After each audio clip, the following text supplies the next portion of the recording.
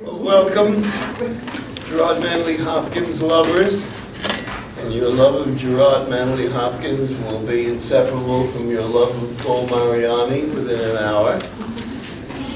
Since Paul will receive a formal introduction by Paul Dietrich tonight, I will say a few informal words as a longtime friend of Paul's.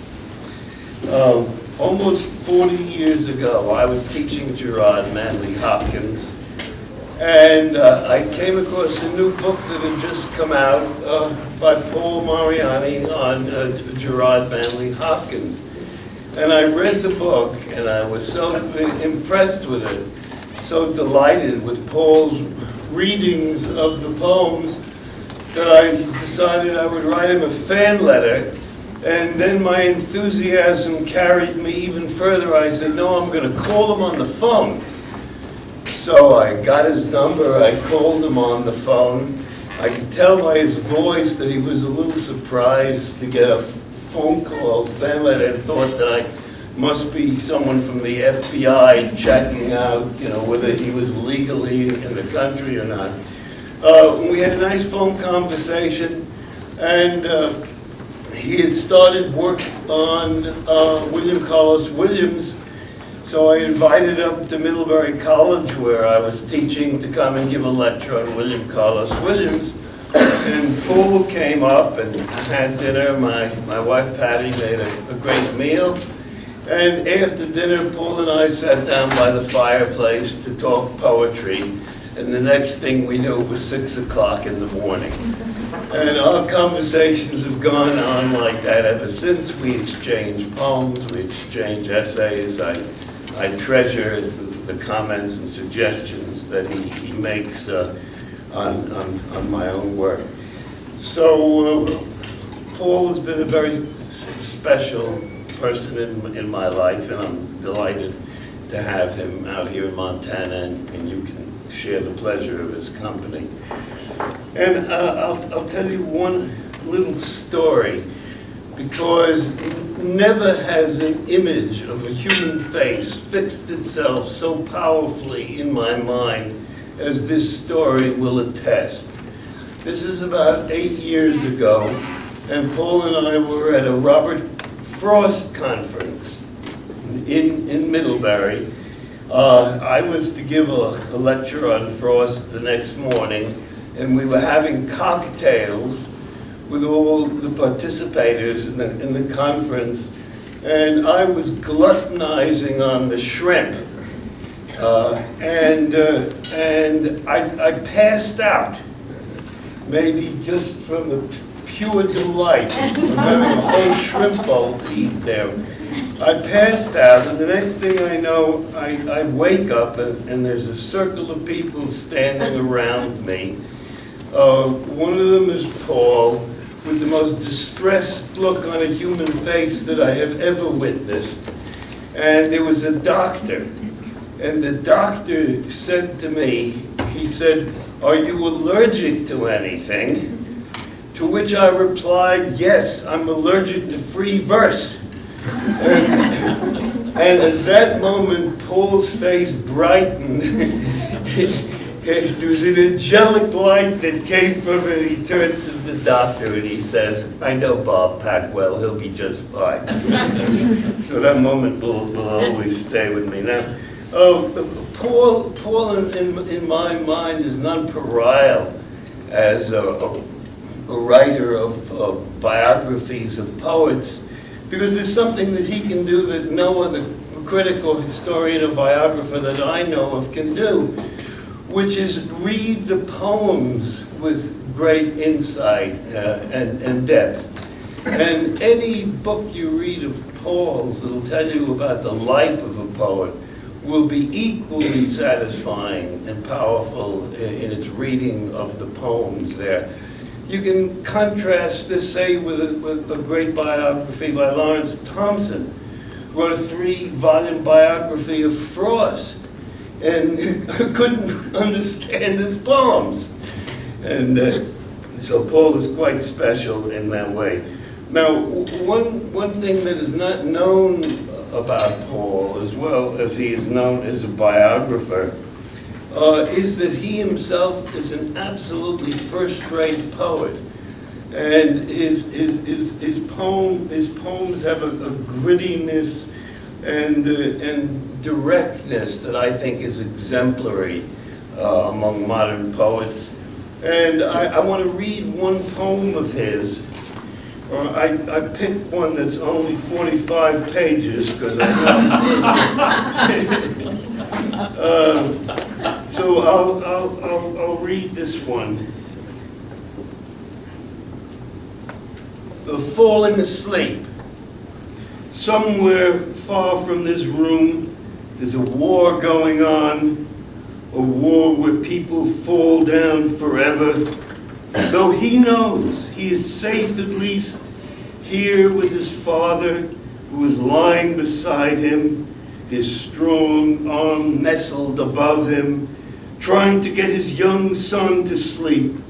Soon, his father has told him he will have to march off, shouldering his duffel, his mother once again pregnant, stroking the cropped head of his frightened small brother. But here in this room, the shadows wheeling slowly about him, his father is still here beside him, still breathing strongly as the boy strains after the voices somewhere below.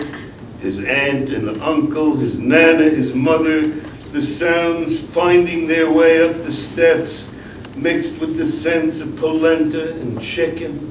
His father knows he would like to stay up with the big ones, though he is trying to sleep just as fast as he can. Still he knows what he knows, that when he awakes, his father will have risen and left, and one day his nana, and one day his aunt, and his uncle, and yes, one day even his mother.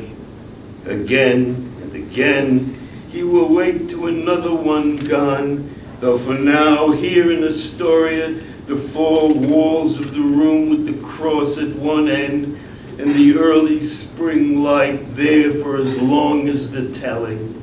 His father still lies beside him, no emphysema yet, nor rasp to his breathing, still black-maned and strong, as he winks at his son, man to man, says his father, to say now, it's all right, and that now they can sleep.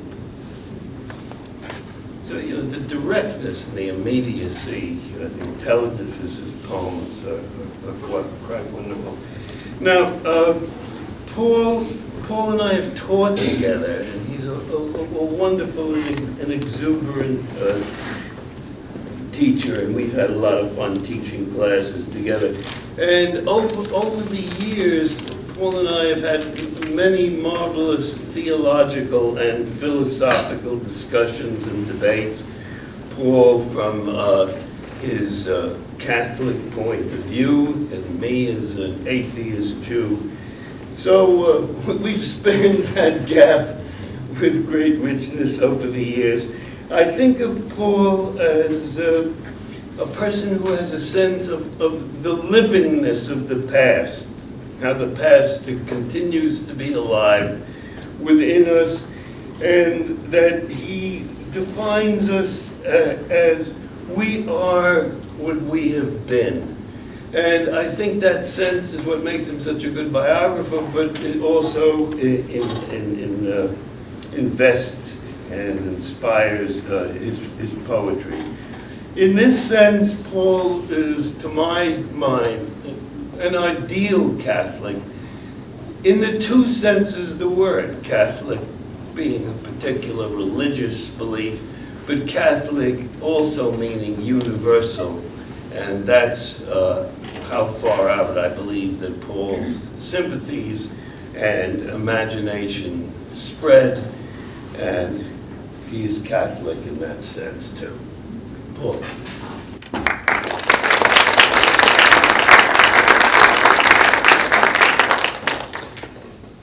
Thank you, Bob.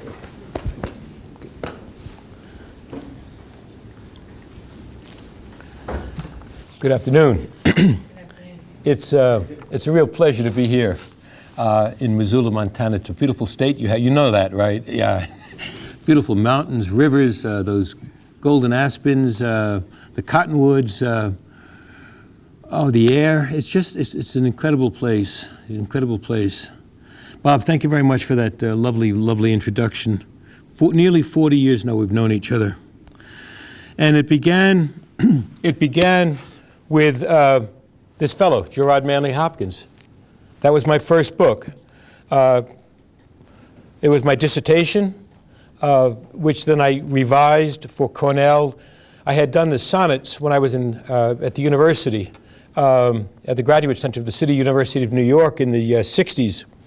And I had focused on the sonnets, and then Bernie Kendler at Cornell University Press said, look, we'd be interested in a commentary, but you'll have to do all of the poetry. And I said, yeah, okay, sure. And so I spent 2 years, revising and expanding the book, for that purpose, to write the commentary, which then came out in February of 1970 when I was just turning 30 years old. And I went on, as Bob said, afterwards I went on to write other biographies. To write biographies. I never thought I'd write biography. It was kind of intimidating. The idea, formidable. The idea of writing a life of someone. So what I really thought I was going to do, and I love William Carlos Williams, the poet doctor from Paterson, New Jersey, and I loved him because of the American idiom. He was a poet who was based, like Whitman, in this country, and said that poetry could be found right there in New Jersey, believe it or not, and right in New Jersey, or Montana, or New York, or Rhode Island, or whatever. It could be found here, and he listened very carefully over the years, to the idioms, to the rhythms, to the way we Americans in various parts of the country actually use the language, speak it, and then to take that and to turn it into music in his own poetry. So I thought, well, maybe I will write a kind of biography of a poem. So I was thinking I would do a kind of study of the development of Paterson, which is Williams's epic. I was too nervous. I couldn't think of doing an entire biography.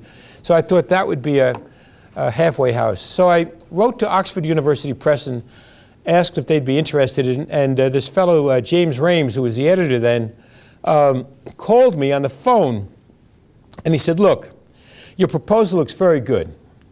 But we're not interested, in a biography of a poem. We're just not interested in it.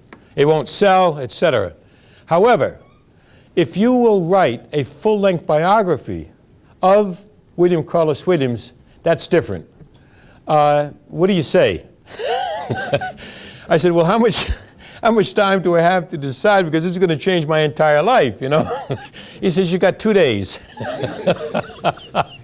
I said, okay, I'll do it. So that's what happened. That's how it came about. And so I started doing all the research, going to University of Texas, going to Buffalo, going to Yale, writing to something like about 57 different libraries, around the country, visiting all the places that Williams had been, both here and in Europe. And it took 10 years. It took 10 years to do that, because in those days I was using 3x5 cards, okay?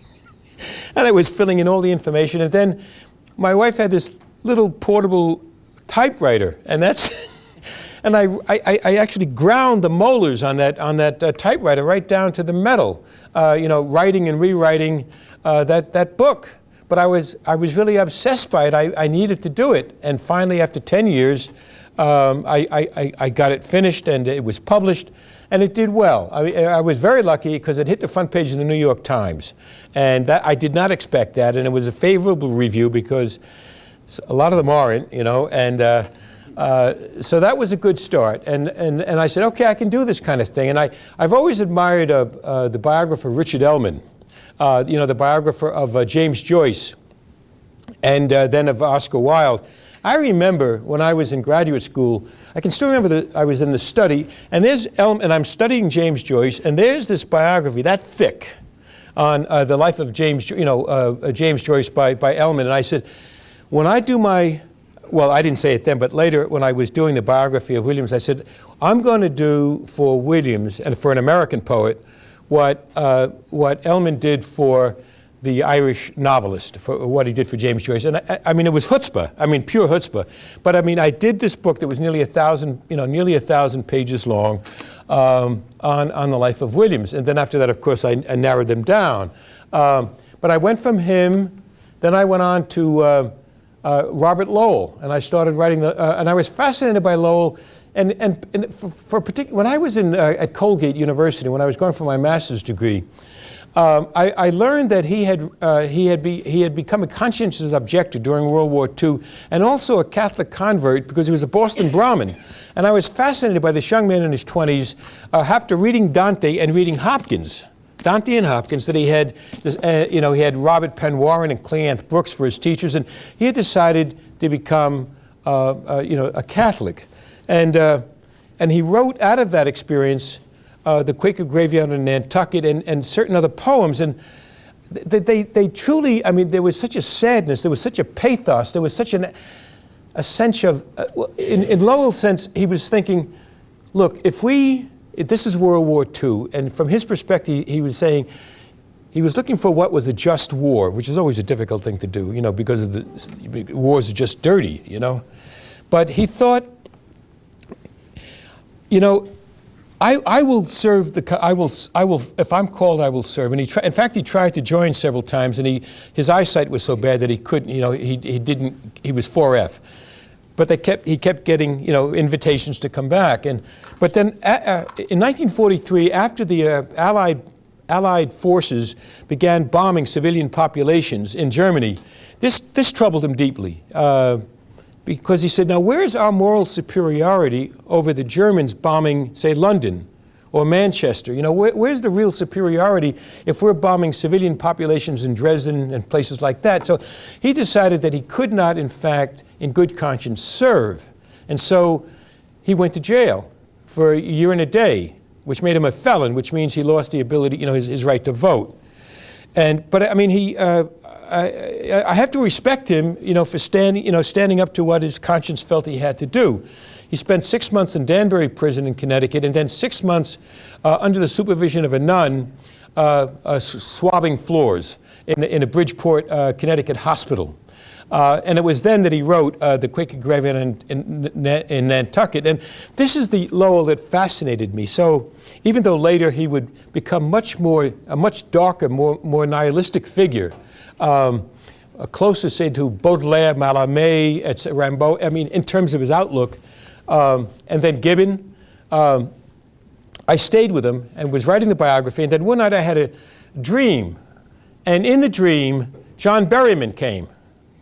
And Berryman said, Lowell, move over. Mariani's going to do my life now, and then he can do yours later, okay? So I said, okay. So I put the Lowell aside, and then went after Berryman. Berryman just fascinated me with his dream songs and with the way he could make syntax, American syntax, turn on a dime. He could say anything, and he could do it in about 7 to 10, 15 different voices in the space of 16 lines. It's sort of like proto-channel surfing. All these voices. He could be a clown, he could do minstrel, he could do the professor, he could do child, he could mimic anything. And I was just fascinated by the way he could do this.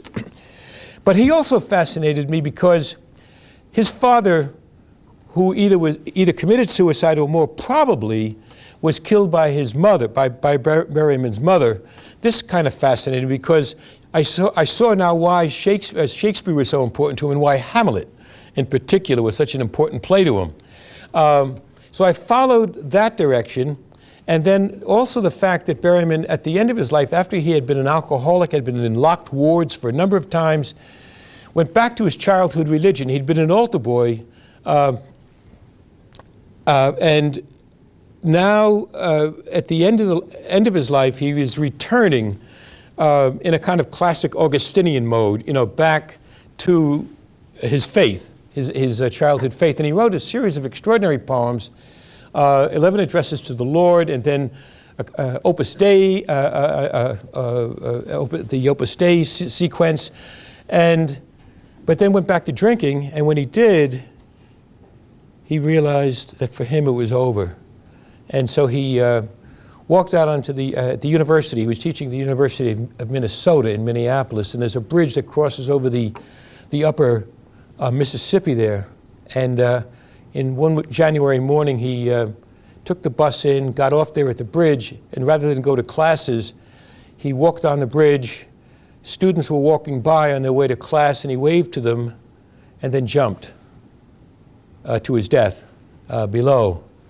Left a suicide note in the form of a poem, a dream song with the last line truncated. Funny right up till the end, right up till the very end, a joke. But there was the Berryman. Then I went back, did the Lowell. There was another figure I wanted to do, and that was Hart Crane. I had always loved this alcoholic mystic, Hart Crane, from Ohio, who had gone to New York and thought that, here was the wasteland, Eliot's wasteland, and he said, I'm going to... It's such an extraordinary poem, The Wasteland, he said, but you know what? It's so damn dead. It's so dark. It's so dark. He said, I'm going to write the great optimistic poem of America, okay? And so he wrote The Bridge. The thing is, he wrote the ending first so that he was sure that it would be optimistic, okay? But then as he lived through the 20s, like Fitzgerald and others, as he lived through the 20s, the vision got darker and darker and darker and darker, until finally one of the last sections he wrote was a vision of the subway. Abandon all hope, ye who enter here. That's what it says if you go into the New York subway. And as he went down there, he was taking the midnight subway across to Brooklyn, where he was living, and he sees a vision, and it's a vision of Poe, Edgar Allan Poe, and it's just his head. And where the straps are that you hold on to, and that's Poe's head, and it's just swinging back and forth. And the agate lights that you see in the subway are Poe's eyes shining at him. And it's a vision of, this is what's going to happen to you too if you're going to be a poet. If you're going to witness to America, this is the dark side of the American experience. Because the other side, of course, had been Whitman for him, but the darker side was Poe for him, you see. And Hart Crane was extraordinary. I mean, what a life. You do that life, and you've got a guy in Mexico in 1930, trying to write a great epic of Mexico, which he never writes. He only writes one poem in his full year on his Guggenheim. You have these extraordinary poems in his first volume called White Buildings, the white buildings being poems, but also the white buildings out his window as he looked across the East River to Manhattan, the lower part of Manhattan by the Brooklyn Bridge. And then his death. Returning from his years with the Guggenheim, he was gay, and he had one heterosexual relationship, and it was with this woman named Peggy Cowley, who was the ex-wife of Malcolm Cowley, the critic. And he was returning on the SS Orizaba out of Cuba, out of Havana, in April of 1932, and they were going to get married when they got back to the States. And instead, what Hart Crane did is he went out and he started trying to find a sailor. And he got beaten up for it that night. And when that happened, he realized, wow. So he came in with black eyes to Peggy. Peggy had burned her fingers because lucifer matches had gone off in her hand. And so she was in a bad mood too. So he said, goodbye, dear. I can't, something, I can't go on. And he walked up with in his pajamas with just a little, like a light trench coat on. And it was noon, and they were just waiting for the lottery numbers, the people who were sitting on the stern, and he waved, and jumped into the Atlantic Ocean off the coast of Florida. Okay, so those are cheerful lives, you know, that I. So those were the lives. I felt in a way that I had done what my dear mentor Alan Mandelbaum had done with when he translated the Divine Comedy. You know, I had done my Inferno and I had done my Purgatorio, and now I wanted to do a kind of dark Paradiso. And so I came back to this man right here, Gerard Manley Hopkins. And I've read Hopkins literally every day. I've read at least one of his poems for the last 40 years. I mean, they're in my mind. I mean, he's there. I've never forgotten him. Then on top of that, we have three sons, and the oldest one became a Jesuit priest. So there was that, you know, and so I was watching my son and following his formation in the California province because he wanted to work in China. There was that incentive. And I'd made several of what they call these 8-day Jesuit retreats, okay? And I'd done that, and then I thought, the Jesuits make, in their lifetime, they make 2 30-day retreats, silent retreats. And so back in the year 2000, in late 1999, my agent called me and said, look, you know, Viking is looking for someone, Viking Press is looking for somebody who can write from the inside what the experience, you know, who is not a Jesuit, but who's undergoing the experience, you know, of the 30 days, to write about that, to write that book. And I've suggested your name. So I sent some of my work in, and they said, please, we'd like you to do it. We'd like you to, you know, make the 30-day retreat and then write about it. And I did. It was an extraordinary experience. It was transformative, to tell you the truth. I mean, it was absolutely transformative in ways that I had not expected. I mean, from the outside, it looks like nothing's happening. You know, you're walking in January in snow along the Atlantic Ocean, you know, with beautiful rocks out there and gulls coming down and some seals out there, and you're praying, and you're not talking at all except once a day to your spiritual advisor. It's one-on-one, and you talk to your advisor for about 45 minutes a day, and then he'll give you something, or she will give you something to read, okay? I say she because there are also a number of associates, women associates, who also give these 30-day retreats.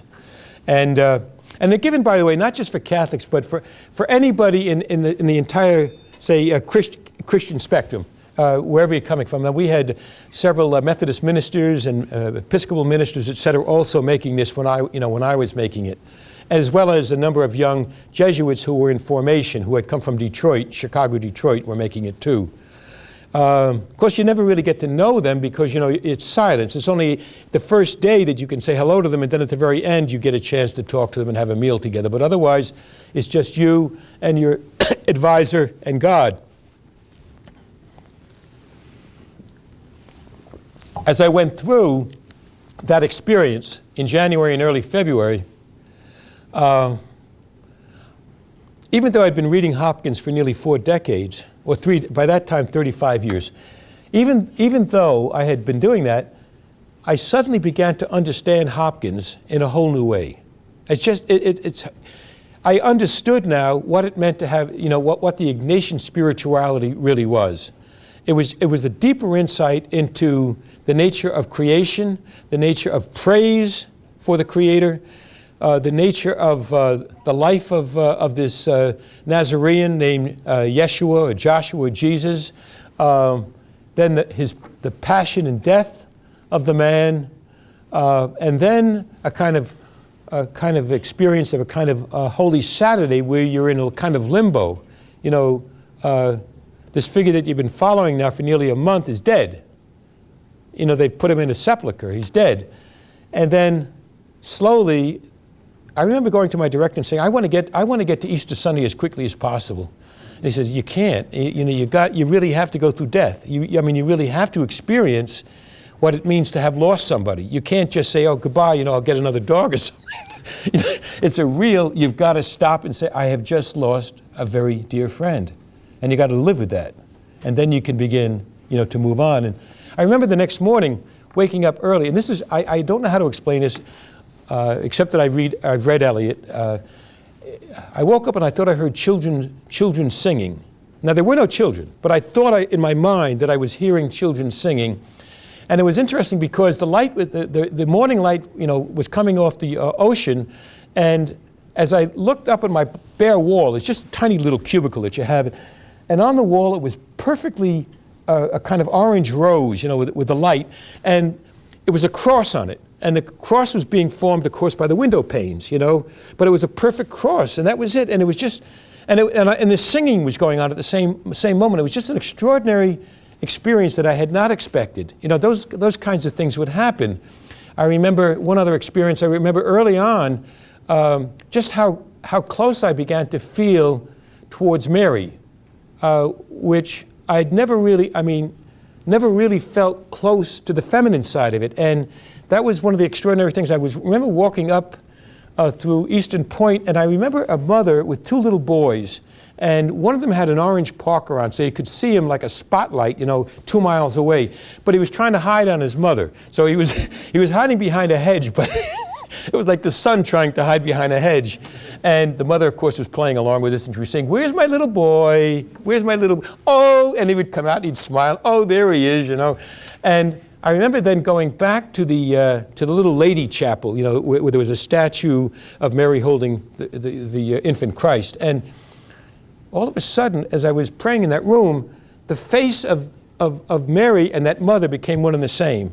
And it sent chills through me. But it was beautiful. It was just, and I felt a very close sense of the maternal, of the motherly as well. So, there were so many, and I'm just talking about a few things here, But I came away from that, and I said, I think I understand something about Hopkins that I never really understood. I knew it, cerebrally, I knew it poetically, but I knew something, well, it was like, when I went on that 30-day retreat, I didn't bring any Hopkins with me. All I brought was a Bible, et cetera, and a journal.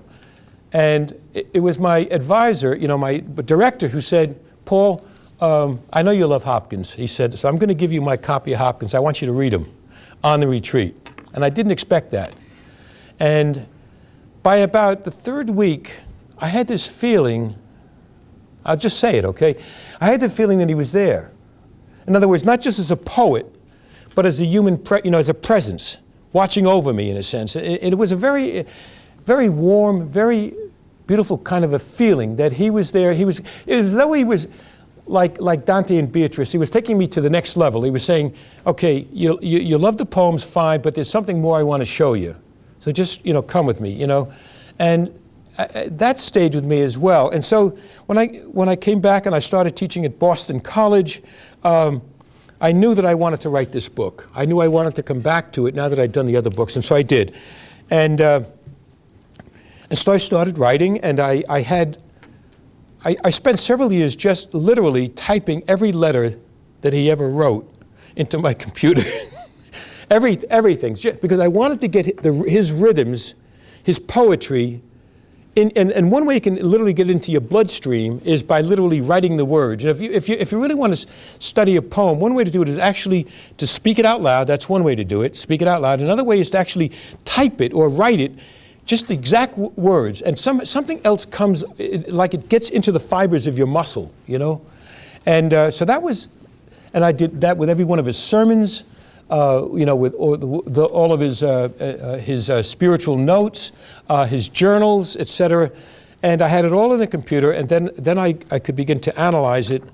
And then it was a matter of, okay, now how do I approach the book? How do I write the book, Where do I start? Most biographies start where? With the birth, right? Or with the parents getting married or something of that nature. Then, step by step they move through. But I've never done that in my biographies. I wanted to do something different. I like to start my biographies by going to a crucial moment, to something that's absolutely critical. When I did the Williams, for example, I began with exactly with a moment where Williams ends his own autobiography. He's sitting on the falls at Passaic, the Passaic Falls, with his little granddaughter, and they're throwing rocks into the Passaic River. Okay, and that image that image struck me, and so I started with that, and then began to tell the life. You know, after I started with that moment, and what I was saying essentially was, okay, this is what Williams did, but he left a lot of things out of it. In fact, he tells us in the autobiography that he's not going to talk about a lot of things. Well, it was amazing how many things he had not talked about, or, you know, when he was 67, 68, and he's writing the autobiography, that had been important to him at 30, but he, you know, he's nearly 70, and so he doesn't remember quite how important some of those things were when he was 30, at least from his letters. Do you know what I mean? And from his own poetry. And I try to get inside the head of the figures that I'm doing. So I started writing in the present tense, and the moment I chose for Hopkins was the moment he's been struggling for nearly 2 years. He's at Oxford, he's an undergraduate, and he had come there not really that much interested in religion at all. And then he met some very intelligent professors, you know, dons at Oxford, and and on both sides. I mean, he found those who were both pure secularists, you know, and then he found those who were very much interested in the high church movement, in the Anglican Church, the kind of movement that Cardinal Newman had initiated years before he had left Oxford, you know, and become a Catholic priest. And so I begin with a little tiny town, Horton. You know, it's a way station, you know, south of London, about 80 miles outside of London.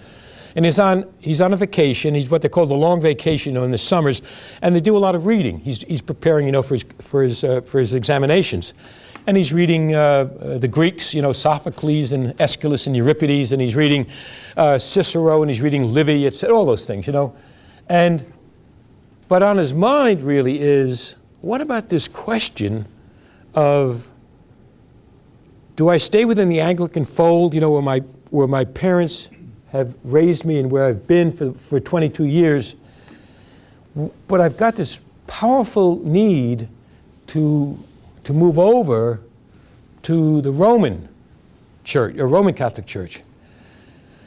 And he can't talk about it to anybody. And he's with two other friends, and they're discussing this, you know, philosophically, etc. And then he becomes silent. He becomes quiet. And usually he's funny. He's a funny guy. He tells puns a lot and, you know, things like that. And they say, what's the matter with the guy? You know, what's the matter with him? You know? And what's happening is that Hopkins is wrestling. He's wrestling. Am I going to do this, or I'm not going to do it, or what?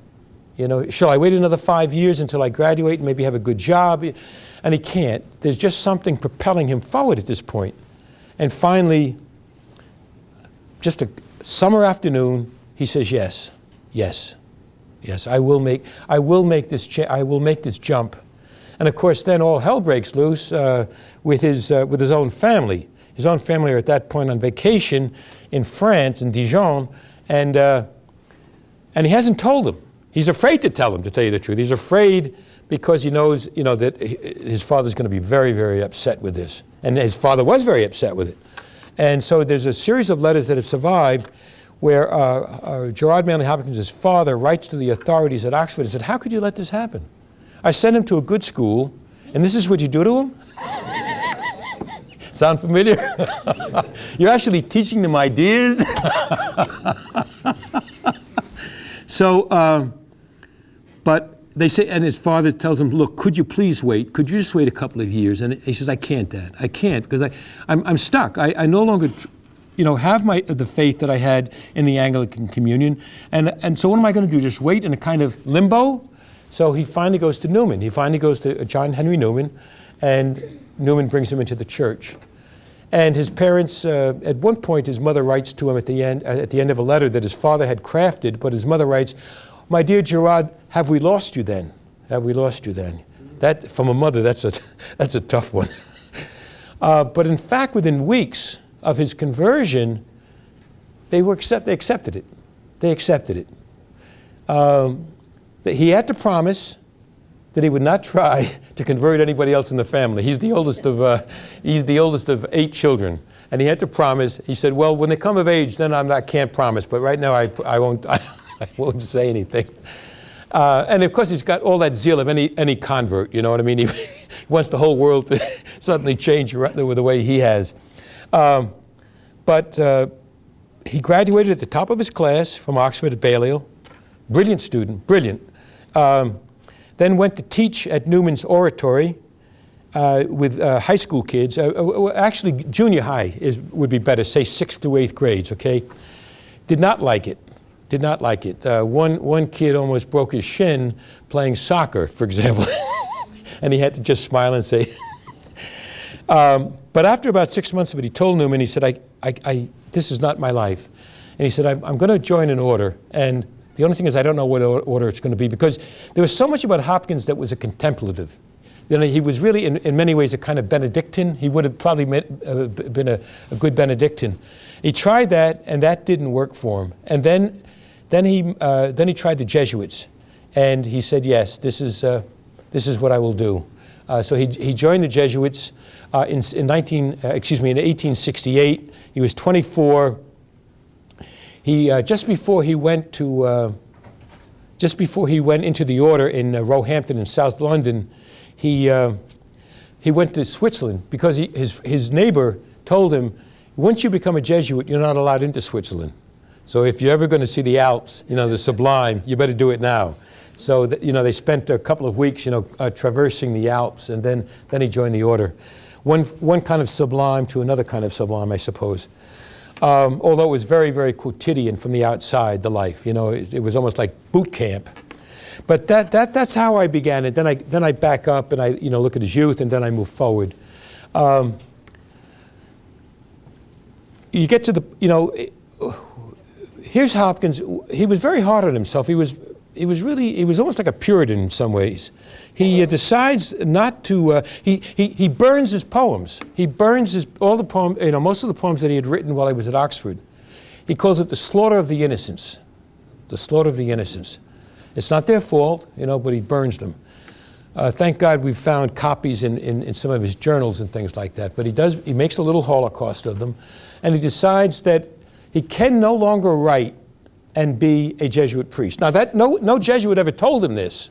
He just decides that he's going to give 100%, to becoming a Jesuit priest, and wherever he's sent, he's just going to go and do the work assigned to him. But he's a poet, and there's something in him that just, it's there, and it's waiting, and it's waiting.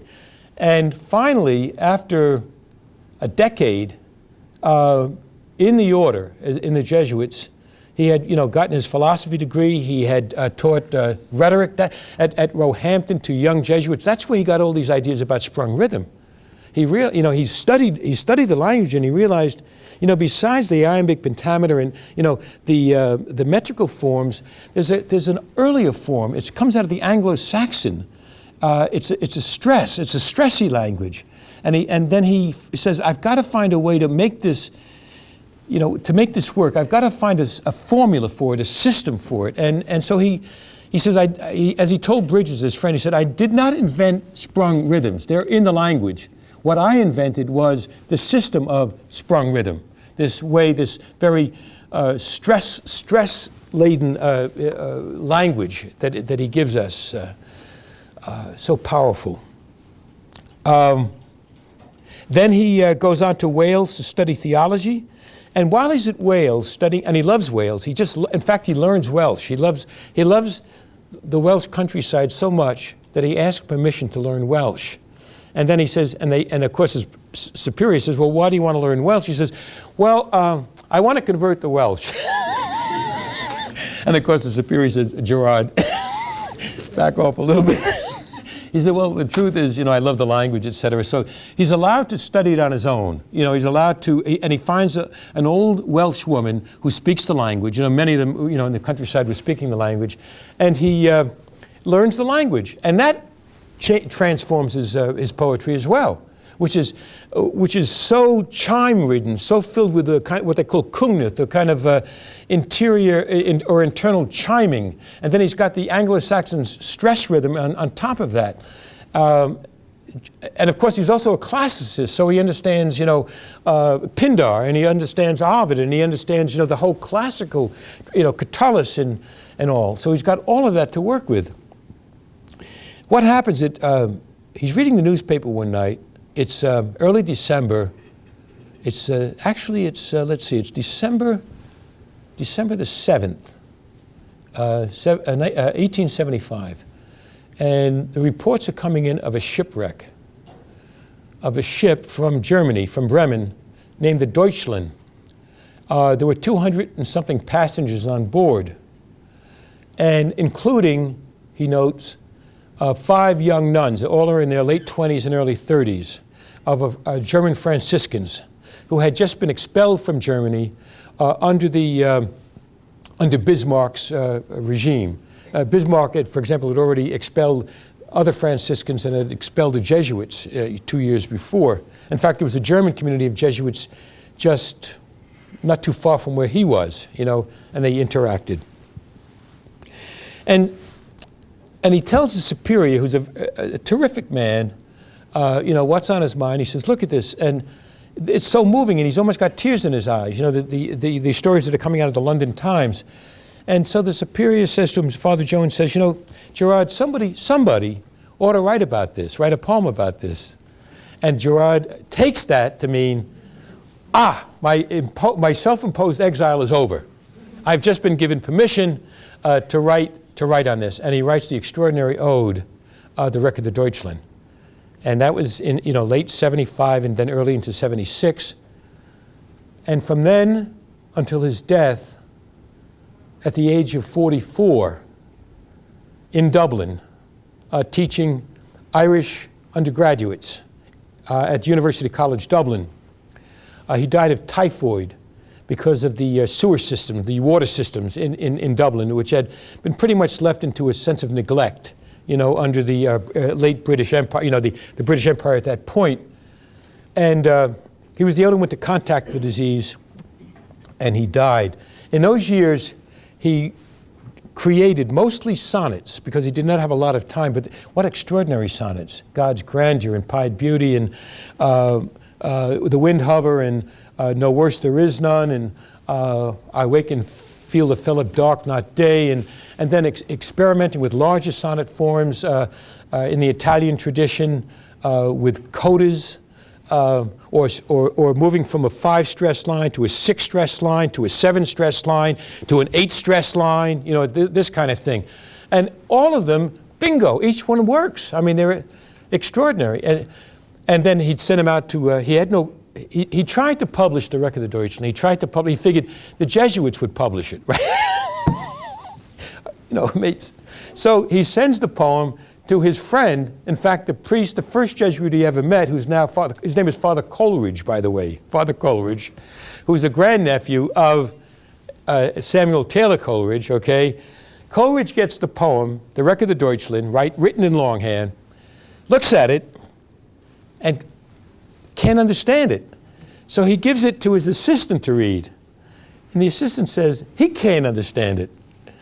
So they write back and they say, Gerard, look, you've got all these stress marks. Get rid of the blue stress marks and then we'll publish it. So he gets rid of all the stress marks and he's waiting for it to be published. Then he gets another letter. Gerard, we can't publish it. We just don't get it. We don't get it, So he says, okay. So he puts it aside.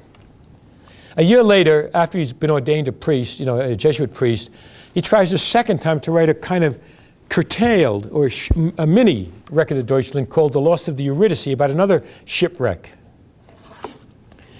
And he sends that one to the month, the Jesuit monthly.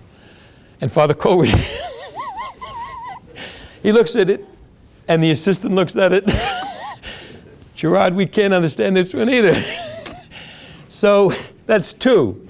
So he decides, he says, okay, if my own community can't get me, I'm sure that many Victorians in England aren't going to get this either. And so he says, I won't, it's a sign, he says, I won't try to publish anymore. And he really did not. He did not try to publish again in his lifetime. He just wrote the poems. At first he kept a nice little batch of sent them off to Robert Bridges, okay, who had been his buddy, his friend, from Oxford. Bridges was a different kind of guy. Hopkins is 5'4", Bridges is 6'1", okay? Bridges is an athlete, you know, he a rower, etc. But the two of them just hit it off. They just really liked each other. And Bridges is studying to be a doctor in London. They're sending the poems back and forth. And first, Hopkins reads Bridges' poetry, and he says, because they'd lost touch for a while, and he says, "Is this you, Robert? Is this the same Robert Bridges, you know?" And yes, it is. And then they start talking, and then it becomes clear that Hopkins has some poems to show too. And so he sends Bridges the Record of Deutschland. And here's what his best friend says. His best friend reads the Record of Deutschland and says, "I will never read this poem again for love or money." Okay? So he says, send it back. But Bridges at least did write it out. He did write it out because, thank God he wrote it out, because the original is lost. So we have Bridges' copy of it.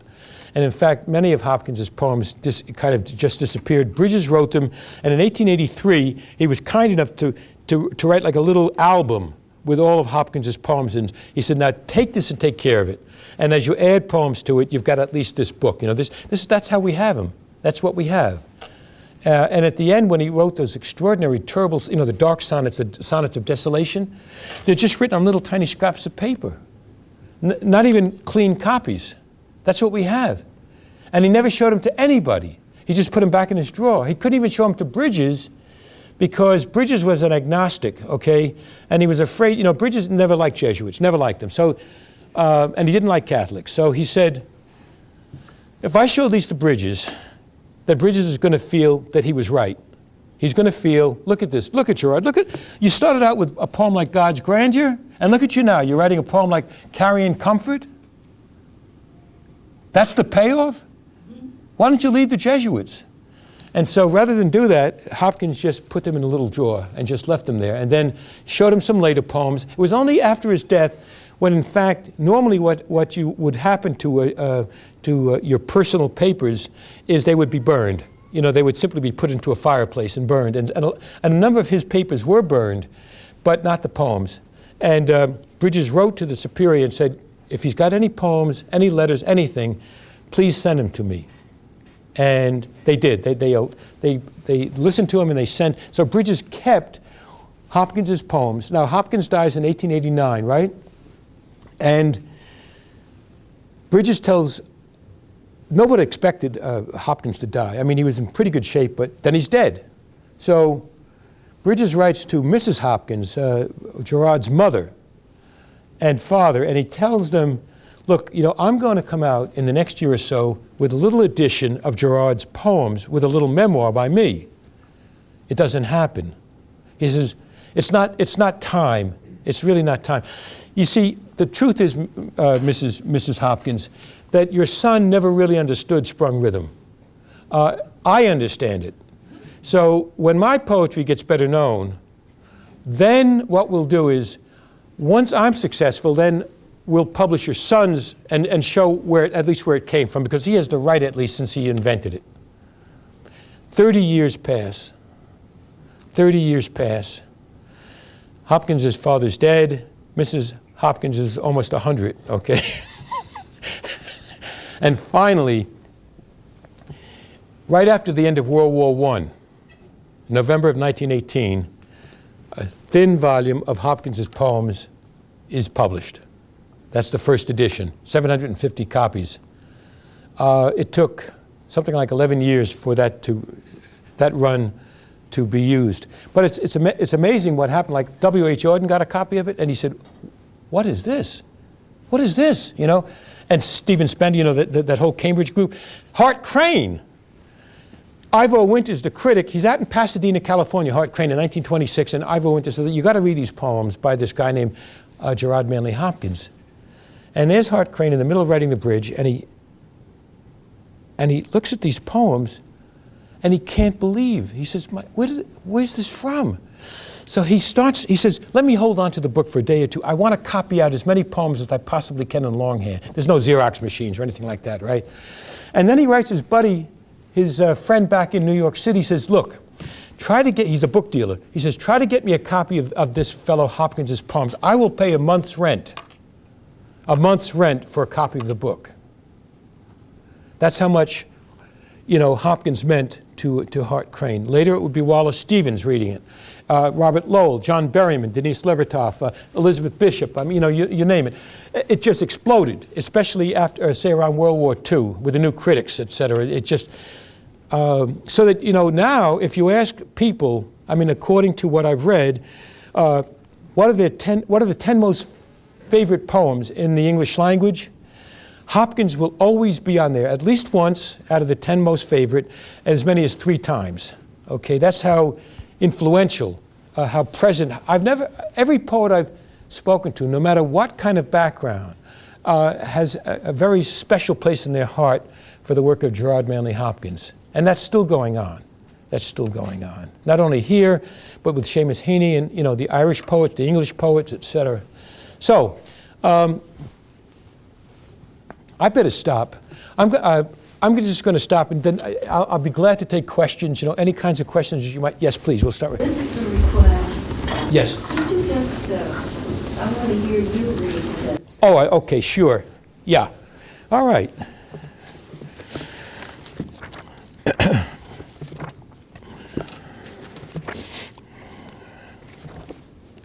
Yeah.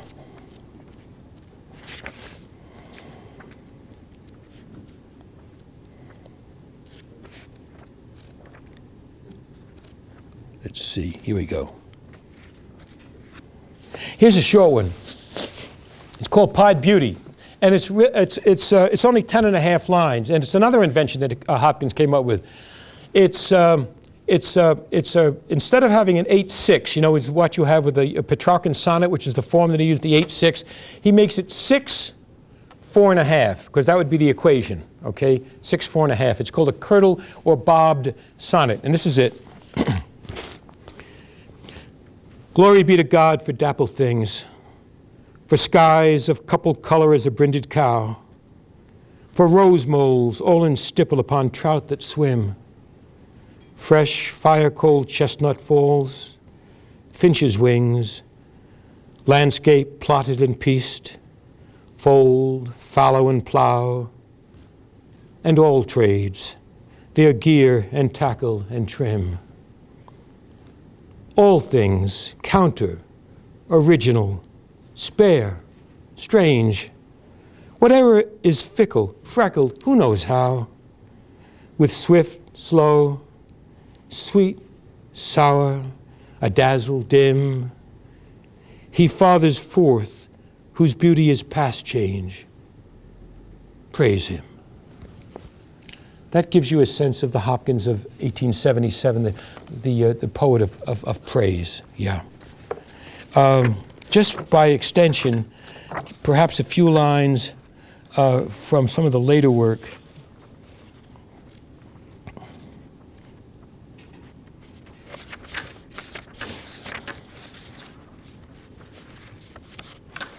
Does anybody have the Hopkins on them? Have a copy of Hopkins? Do you mind if I read it from there, Paul? Because since I only have the book, I have only got part of it, and I want to get the whole poem in. Thanks very much. Yeah. Yeah, this is good. Here we go.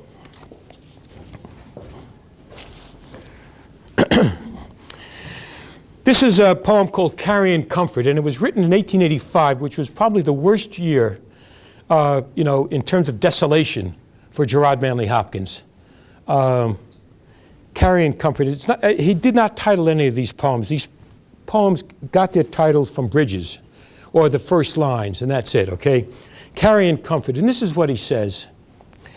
I'll not carry in comfort, despair, not feast on thee, not untwist, slack they may be, these last strands of man in me, or most weary cry, I can no more. I can something, hope, wish day come, not choose not to be, but oh, thou terrible, why wouldst thou root on me thy ring-whirled right foot rock? Lay a lion limb against me, Scan with darksome, devouring eyes my bruised bones, and fan, oh, in turns of tempest, me heaped there, me frantic to avoid thee and flee. Why? That my chaff might fly, my grain lie sheer and clear. Nay, in all that toil, that coil, since seems I kiss the rod, hand rather my heart low, lap strength, stole joy, would laugh cheer. Cheer whom, though? The hero whose heaven handling flung me, foot trod me, or me that fought him? Oh, which one? Is it each one? That night, that year of now done darkness, I, wretch, lay wrestling with, my God! My God. The final realization at the end, that who he's really been wrestling with, the angel, Jacob. My God. And it's also, my God, it's also on the cross, Christ, Eli, Eli, lema sabachthani. My God, why have you forsaken me? From Psalm 42, which Christ recites from memory on the cross from the Hebrew Bible. It's extraordinary how he identifies his own despair or his own deep hurt and pain with the crucifixion of Christ. Because after all, he had given himself up, given himself over. That was his model, was Christ, you see? Yeah. Okay. Thank you. I'll give you this at the end, Paula. We have time for some questions. Anything at all that you might want to... Yeah, please, up there, yes. In 1800, William Wordsworth wrote a preface to the lyrical ballads volume that he co-wrote with Samuel Taylor Coleridge. Yes. In that preface, he declared that the modern world that was emerging in the Industrial Revolution was a great disaster for humankind. Yes. All true poets would have to undertake a guerrilla warfare against that world. Yes. Was Gerald Manley Hopkins part of that guerrilla warfare? He was. Campaign? Yes, Paul. Yes, let me talk about that. That sense, as Wordsworth said, with the Industrial Revolution, we're human beings, okay? At least they were farmers, peasants. At least they could work out in the doors, and work in the fields. Now they were working in factories, 8 to 10 hours a day, sometimes more, working at spindles, being hurt, maimed by the machines, up where I live in Laurel, Massachusetts, and place like, but in England. Mining disasters where people are sent down into unsafe mines and crushed. What do you do? Hopkins was absolutely appalled by the pollution of the great rivers, the stink of the great rivers, the Thames and the others. He was appalled by strip mining in England, where you just ripped the soil off, took the coal out and just left it like that. But he was even appalled. Things that you might even excuse, like this, for example, in a poem like Binsey Poplars. He's in Oxford, and there's a row of these stately poplars going down this country road. Okay, and they decide they have to widen the road. This happens, right? They have to widen the road. That means that every single poplar has to be cut down, lopped and cut down, and it breaks his heart. Did they have to do this? Wasn't there another way? All in the name of progress, this was done. So yes, Hopkins is considered among many people today and poets as a kind of proto-echo critic, echo poet, very much in love with the things of this world, because it's like the Native Americans. You look at this. And this is not just matter, this is not just trees, but this is God's light and dapple shining through these trees, through this river. And these inscapes in Hopkins, if you could just look, and you look carefully, he said, what you look at hard looks hard back at you, he said. And it was though it had its own life. So you could look at something, a landscape like these beautiful mountains out here. And you really could you could feel the presence of God in that world. the world-wielding shoulder of God in the mountains, for example, but also the sweetness and the very violet sweetness of God's gentleness, say, in the delicate little spring flowers that begin to, after the snows have receded. Everywhere you looked, if you just looked, you could see these inscapes, and they could bring you closer to a sense of the creator, of the subtle craftsman, that had created all of this, you see. So yes, he was very much a part of that sense. Don't do this. Another poem that he wrote late in his life, just 2 years before he died, there was a big strike. There was a depression in England, and a lot of people were thrown out of work. And he writes a poem called Tom's Garland, in which he talks about, all they really want is a job. Be able to feed their kids, feed their families. They're not asking to become, president of this or that or the other thing. They just need to have a living wage, and they'll be fine. But if you take that away from them, then they become packs, like packs of dogs. They become werewolves, and they begin to feed on the society that has tried to kill them, to destroy them. 1887, yeah. So yes, you do get this aspect, the social justice aspect. You get this sense of just the incredible beauty. I mean, he says in a poem like in the first sonnet he ever, major sonnet he ever wrote, which is God's grandeur. He speaks about this. He says, he says, look at this. The first line, he says, "The world is charged with the grandeur of God." And you think, yeah, that's right. The world is like electricity. I mean, if you look, the thing, it will ignite on you. It's so beautiful, so powerful. But it also means that the world is charged with, it's our duty to praise God. In other words, all God really asks us, in Hopkins' theology is, I've given you everything. All I ask is for you to say thank you. If it's not too much, okay? Just thank you, okay? Take a little time and just say thank you. The world is charged with the grandeur of God. It will flame out like shining from shook foil. It gathers to a greatness like the ooze of oil crushed. Why do men then now not reck his rod?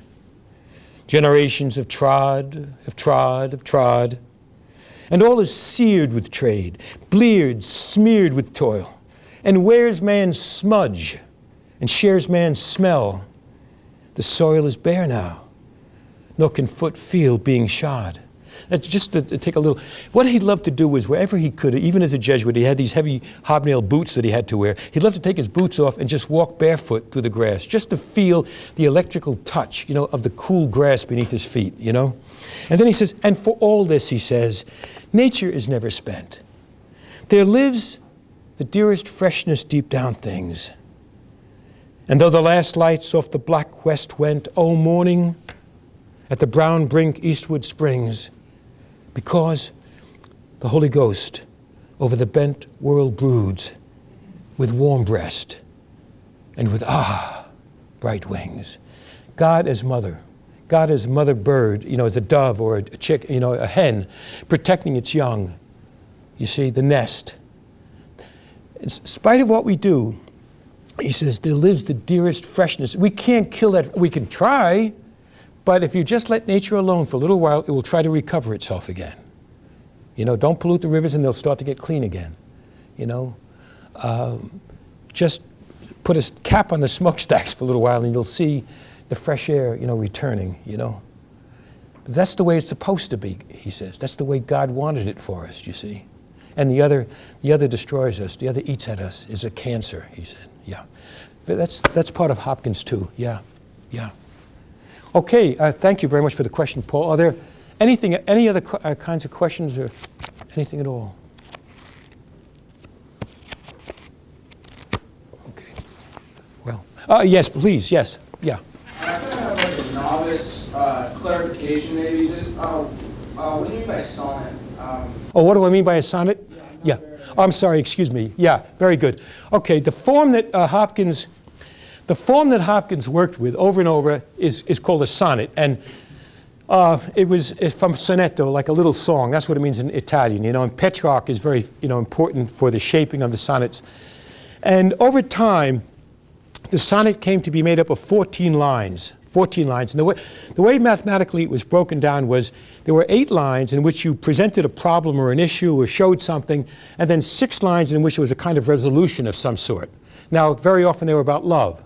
So there might be this difficulty in love or something of that nature, and then a kind of resolution of that. And then the English took it, and say in Shakespeare, and Shakespeare created a different kind of form, which is made up of 3 quatrains, three fours, and then a 2, a couplet at the end, okay, which is has a different psychological feeling. Hopkins decided that what he wanted was the Petrarchan. He felt that the Petrarchan was closest to the original intent of what the sonnet could do. Now, another thing about this sonnet, which rhymes, by the way, it rhymes A, B, B, A, you know, A, B, B, A, and then C, D, C, D, C, D. So it's not an easy form to use. You know, you've got to use rhyme, you've got to use, you know, the meter, except that he substituted for the regular meter, which is iambic pentameter, that is 5 stresses to a line, he substituted sprung rhythm very often, okay? The other thing about the sonnet that was useful for Hopkins was this. Because he was trained as a Jesuit, one of the things that the Jesuits do over and over is, in terms of the meditation from Ignatius, is that they create something called a composition of place. The sense of, okay, imagine that you are with Moses on Mount Sinai. Imagine that you are with Christ in the Garden of Gethsemane, etc., you know, whatever. Now, who are you? Where are you situated in this? And what's going on? And then you try to create a little drama out of that, and then you bring a kind of resolution to it. You try to figure, okay, what's my response to what I've just been meditating on, okay, you see? And very many of these poems are like that. For example, the one I just read, which was a sonnet, in which the opening talks about the way God's grandeur flashes in on us. It can flash in on us in an instant like that and just change us like St. Paul was on the road to Damascus, say. Or it can take 20 or 30 years, as with St. Augustine, you know, who kept saying, Lord, change me, convert me, but not yet, okay? You know, I'm having too much fun right now, but maybe, you know, I'll come back in a while. And the same thing with the way God works in the world. He can change you. It can change something instantaneously with beauty, or it can take time. You know, but it doesn't matter because the final effect will be the same. And then he says, well, why do men then now not reck his rod? Why don't they appreciate this beauty? And then he says, look what we've done to the world. And then in the sestet, the second half of the poem, he comes back to it and says, nevertheless, in spite of the way things look, we still have a caring God. We still have a God who cares, who still keeps giving, just keeps giving. That's his nature. We keep taking, but he keeps giving, okay?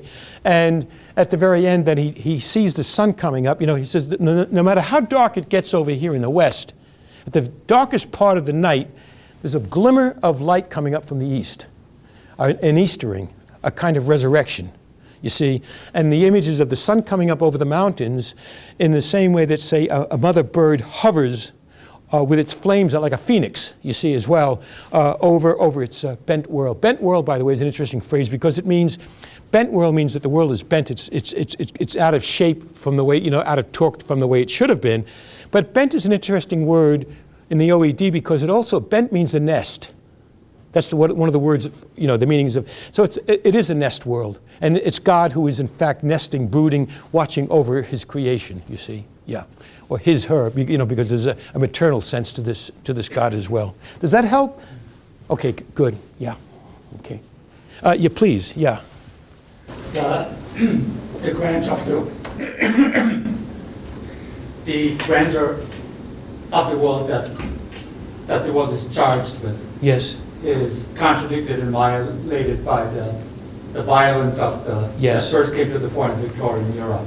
Yes, that's right. The environmental yes. violence, yes. the violence to people. Yes, yes. But there has also been the experience that divinity has sort of evaporated from reality. Yeah. There's Hölderlin, the gods have fled. Yes. There's Max Weber, yes. the enchantment of the yes. world. Yes. And then Charles Taylor recently, yes. you know, the Secular Society. Mm-hmm. Yes. And even if there were no violence, or if we somehow, you know, do environmental restoration, yes. bring about social justice, they were still disenchanted. Is there a sense of that? Yes, there is. Yes.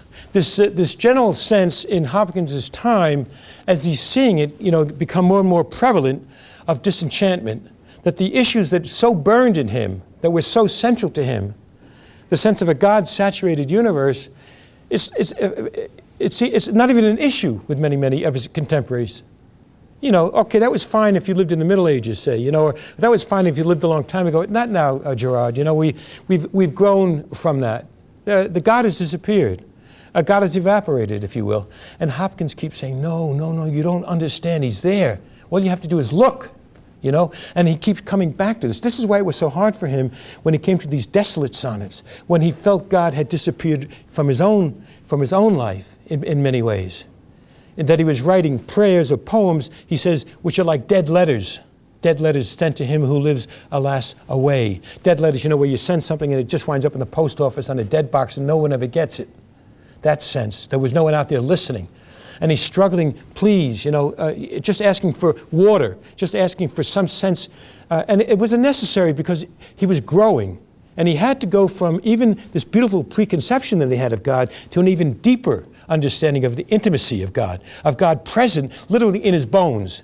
Not only in the world around, but literally here in his very eyes and in his bones. And you can see at the very end of his life, I wish I had time, but there's an extraordinary poem called "The Nature is the Heraclitean Fire and of the Comfort of the Resurrection," in which, just less than a year before he dies, he's been looking at clouds all of his life, and now he looks at clouds again over Dublin. There's been a storm, and he realizes, wait a minute, those beautiful clouds which I praised in so many of my journals and everything, you know what that is? That's a great bonfire.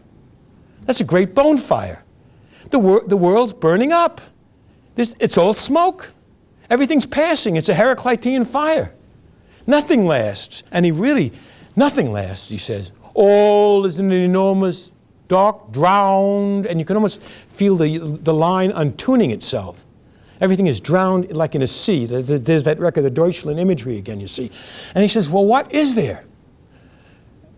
And then he has this image of a beam out there in the distance, just as with the nuns.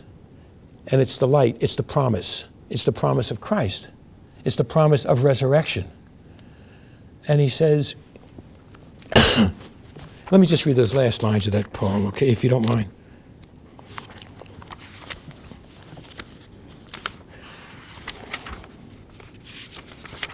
Here. That nature is a Heraclitean fire. I can't do the whole poem, but I can do the end, okay? After he goes, he says, man-shaped, he says, that shone sheer off, disseveral, a star, death blots black out. No matter how individual we were, no matter who we were in life, death blots us out. Nor mark is any of him so stark, at all so stark, but vastness blurs and time beats level. Give enough time and most of us will simply be a tombstone, and then eventually the tombstone will erode, you know what I mean? And we won't even be able to read the words on the tombstone, okay? It's not a very happy, image, but this is what he says, this is what time does, okay? And then he suddenly says, enough, the resurrection. A heart's clarion, away grief's gasping, joyless day's dejection. Across my foundering deck shone, and there's that shipwreck image again. Across my foundering deck shone a beacon, an eternal beam. Flesh fade, and mortal trash fall to the residuary worm. World's wildfire leave but ash. In a flash, at a trumpet crash, I am all at once what Christ is, since he was what I am. And this Jack, joke, poor potsherd, patch, matchwood, immortal diamond, is immortal diamond. That is what remains. Everything else can burn, be given to the residuary worm, become ash, but I am all at once what Christ is. I am, at my heart, immortal diamond. And in the Westminster Cathedral, they have a little plaque, the first Catholic poet since Dryden, between Auden on the one side and T.S. Eliot on the other for Father Gerard Manley Hopkins, and it says Immortal Diamond. Yeah. Okay. Thank you. Thank you.